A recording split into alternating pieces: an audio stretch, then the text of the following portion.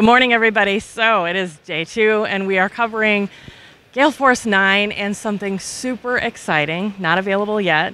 Not yet. The Vault of Dragons. Oh my gosh, dragons everywhere. You can't have too many dragons. So this is, in fact, the Vault of Dragons is a vault of gold dragons, the gold coins, guarded by a gold dragon. And in Vault of Dragons, you're playing one of 4 villainous factions in the city of Waterdeep that are all competing to be the first one to claim the stash of gold that the previous Lord of Waterdeep has hidden somewhere in the city. So when you start the game, you're playing as either the Xanathar, the underground crime syndicate of the city, Bregan D'Arth, the Drow mercenary company, the Castellanters, a noble family that has sold their children to Asmodeus. They're looking for the hoard of gold to buy their children's souls back. Or as the Zentarum, a group of kind of shadowy assassins and spies led by the mad wizard Manchun. So each player sits down to play as one of the villains, racing to discover the location of the Vault of Dragons before any of their rivals. Nice. So as you're playing the game, up at the top, we've got the hidden location of the Vault of Dragons. You have to discover 3 secrets before you're able to reveal that. And then if you flip that over, once somebody has discovered 3 secrets of the city, they're then able to, as you just did, reveal the Vault of Dragons. And that's your ultimate goal, is to be the first faction to claim the vault. In order to do that, however, you're not going to be able to do that in turn 1. In order to do that, you have to send your followers into the levels of the Undermountain, the massive, sprawling dungeon that's been hollowed out beneath the city of Waterdeep. So we have a stack of dungeon tiles right below the vault. And you're going to have to send your followers into the dungeons to claim treasure and magic items to boost their abilities, to give you the sort of strength you're going to need to ultimately win the game. And then laid out in front of us here are a number of locations in and around Waterdeep where you'll send your followers to get gold, treasure, magic items, to overhear rumors around the town, all of which will then help you complete the dungeons, in turn to be the first to claim the vault. Very cool. I love it. So when will we be seeing this? We're looking at another month or 2, sometime in September is what we're shooting for. I have to imagine people are pretty excited about this, yes? Yeah, absolutely. There's always a lot of enthusiasm for anything Dungeons & Dragons. And when you're not playing Dungeons & Dragons, it can be nice to play a board game set in the city. And it uses, every single location in the game is a location that people might recognize from a Waterdeep novel, from a campaign setting. We pulled stuff in from the years and years of Waterdeep history to make the game, which was a lot of fun. All the tiles feature original illustrations. And they're also all double-sided, so all the tiles that you see here can then be flipped, both for replayability in subsequent games, and there's some magic items and locations that allow you to flip locations and visit different places as you play, too. And I love the mat, and so this is a separate item in itself. This is a big mat that we printed out for the show, to show off the game in the show, and historically we've released these play mats after the game's release. We have big ones available for our other games as well. Once you see it spelled out like this, it's hard not to want to be able to play it like this when you get it at home. Yeah, that's always the challenge of finding a table big enough for it, for one of these mats as well. Awesome. Well, thank you. Oh, can we see a little bit of how it plays? Absolutely. So kind of think of this as a combative worker placement game, I sometimes describe it as. So on a game round, you're going to be sending your followers. Everybody has 3 different classes of followers they can hire. They have wizards, rogues, and fighters. So you can hire followers to send into the city to do your bidding. So all the players will take turns using their actions, having their followers kind of infiltrate the various taverns and stores and shops of the city. As you take the actions on the locations, you then mark each location can be used once per round. Okay. And every player has special actions in front of them that they can use. The other thing that's neat is that it's not just about using the actions on the locations, but if you control a location at the end of a round, once everyone's finished taking all of their actions, there'll also be a reward for controlling that location. So it's not just about who gets to the location and uses it first, but also who's able to maintain control of that location throughout the game. So it's a little bit of worker placement, a little bit of board control. The combat system is really fun. So grab a couple of your figures there. We'll fight at the Snookery. It's appropriate. It's a fighters training academy in the city of Waterdeep. So you've got a rogue and a wizard. I've got a rogue and a wizard. Let's each add a fighter, so that we have one of each class. And the way combat works in the game is fun. The rogues roll a d4. If you have a rogue in the fight, you'll roll a d4. If you have a fighter in the fight, you'll also roll a d10. And wizards roll a d12. All right. Rogues also are deadly. So we're each going to pick up a casualty dice to see how many people the rogue kills. So we all roll our dice. And then each of us is going to choose the highest single dice to be our attack strength. And you're going to add the number of casualties you did to you. So you've got a 10 on your d12 plus a casualty for an attack strength of 11. My highest dice is a 7 plus 2 casualties for an attack strength of 9. So right now I'm losing the fight, but doing more. You'll have to lose 2 followers. Right. You'll have to remove 2 followers. The thing that's particularly neat about this system, because you're choosing one dice, you can choose. Sometimes it's not necessarily the biggest dice. This is a perfect example where I've rolled a 4 on my d4. Anytime you roll the highest natural number, it's a critical hit. Oh. I know I'm going to lose. I can't beat your 10. Right. So I'm actually going to choose the d4 as my attack dice, even though it's a worse number, because it's a critical hit. So I now get to inflict another casualty dice worth of casualties. So you've beaten me. My followers are going to have to retreat, but I've killed 3 of your followers. Died. So I have to go back and retreat and lick my wounds, but I've left your followers dead in the streets. Yeah, brutal. That's cool. So, and that sort of strategic choosing which dice is more advantageous, and depending on once we acquire a hand of magic items and treasure cards, there may be other decisions that you would make where some magic items can only add to the roll of a d10 because they have to be wielded by a fighter. Nice. And so as you accumulate a hand of treasure and magic items, that further differentiates our kind of combat abilities. Love it. Too cool. Too cool. Well, I can't wait to get this in our hands. We got to get a playthrough on this later. It's a lot of fun. We've been playing over in the full-length games over in the gaming hall all day yesterday, all day today, all day tomorrow.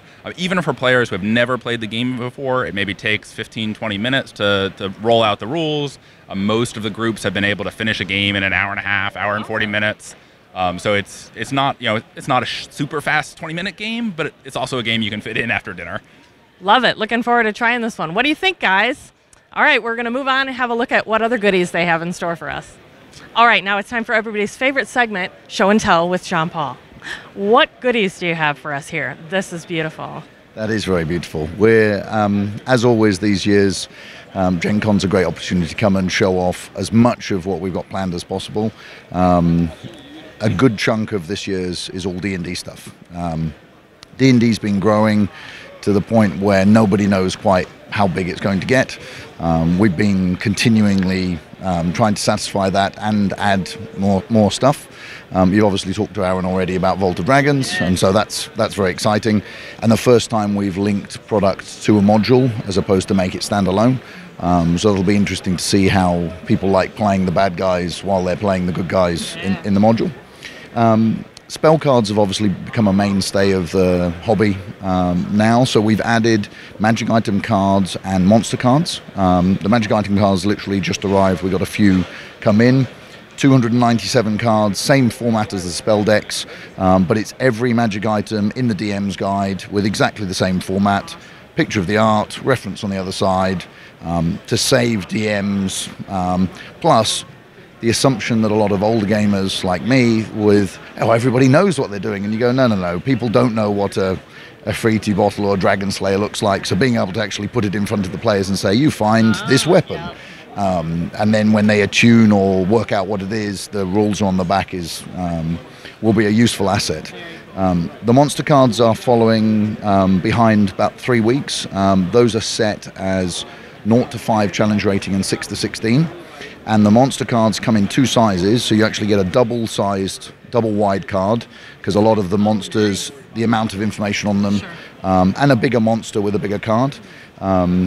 Like the magic items, it's everything apart from the legendaries, so the Hand of Vecna and some of the Wand of Orcust, which take an entire page of the book, so we can't squeeze that onto a card, so we haven't tried.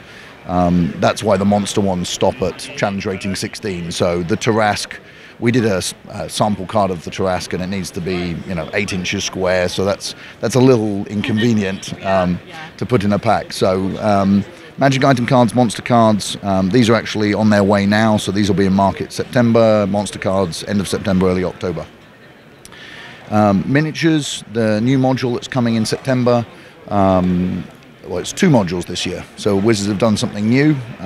They've got Dragon Heist in September, and then they've got Dungeon of the Mad Mage in November, which is basically Waterdeep, and then the levels below Waterdeep. 23 levels of dungeon madness. So the miniature ranges for these are coming along nicely. Manshun the Mad Wizard. This is Lariel, who's the named Lord of the City. Vajra, who's the Black Staff. So the 2 main wizards in the city are both ladies. This is the human form of Aranax, who's the gold dragon protecting the Horde, and Halister the Black, so he's the first of the next wave of figures. The plan for these is pretty much what we normally do. We pick 6 or 7 really good pieces to make. Some human size, there'll be a big gold dragon, there'll be another few big things in the next one without giving away Wizards' plan on what's coming in that. Darn, so close to a spoiler. Yeah, well, no, there were spoilers and they were getting told off. So tomorrow when I see the email from someone saying, why did you say that? Yeah. As well as this, we've got paint sets, which are D&D paint sets are brand new as actually a thing for D&D in the last 40 years. They've never been done. It's one of those weird ones where you go, really? Yeah. So we've teamed up with Army Painter. We've made 2 codes, an adventure paint set, 10 basic colors, and you get a Minsk and Boo model to paint, plus a brush, and a monster set that's got a really cool owlbear when you go to the cabinet and have a look around. But the idea of making products for this new generation of people, like my son and a lot of his friends, there are more people entering into D&D now than there ever were at the beginning even of 5th edition. So the new player market is constantly growing, and we've seen that here, where we move as much what you would consider one-off product for new players every month comparative to the month before. It's always growing and going upwards. So the combination of the Twitch audiences, just the scope of where D&D is, well beyond where everybody thought it was going to be at the time. So, but it's great. It's a lovely roller coaster ride to be on, and you get to be that old man. Oh, I was doing this when it was cool, you know. Right, which my son's definitely with the whole. Really, are you going to say that again? That you've been doing this? Yes, I am. Absolutely. Just it's cool kids who were cool before it was cool. Yeah. It's important. So. A couple of other pieces. This Minsk and Boo painted bust is the first of a new series of product that's coming. Again, to dip our toe in the water, fully painted collectible, 1/6 scale. He's the first. We're planning Elminster and Dritz as the first trio to come. Again, these are pieces that nobody's ever done. The idea of some nice collectibles. I'm a terrible geek for collectible stuff. My house is full of ring wraiths and Darth Vader and all kinds of these busts. And D&D definitely deserves to have some of these iconic characters done. So not a crazily large range. They're not coming super fast. We wanted to just keep the flow nice and steady. And the real key was finding a plant who could do great paint jobs. The sculpting is great, but being able to get the likenesses in the face, and that's actually a production piece. So that's what the piece will look like out of the box.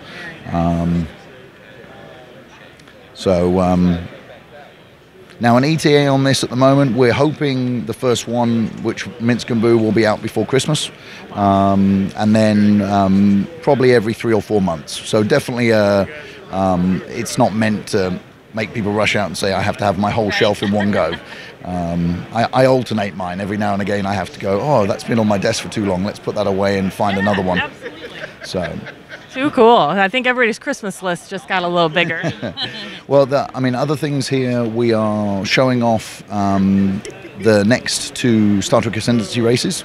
They're almost done in testing, so that's the Andorians and the Vulcans. Awesome. So in the gaming hall, the people playing the fixed games are actually our last round of guinea pigs, which is good. Check that out. Yeah. And Andorians, I mean, the models are great. Andorians play more like one of the core races with some tweaks.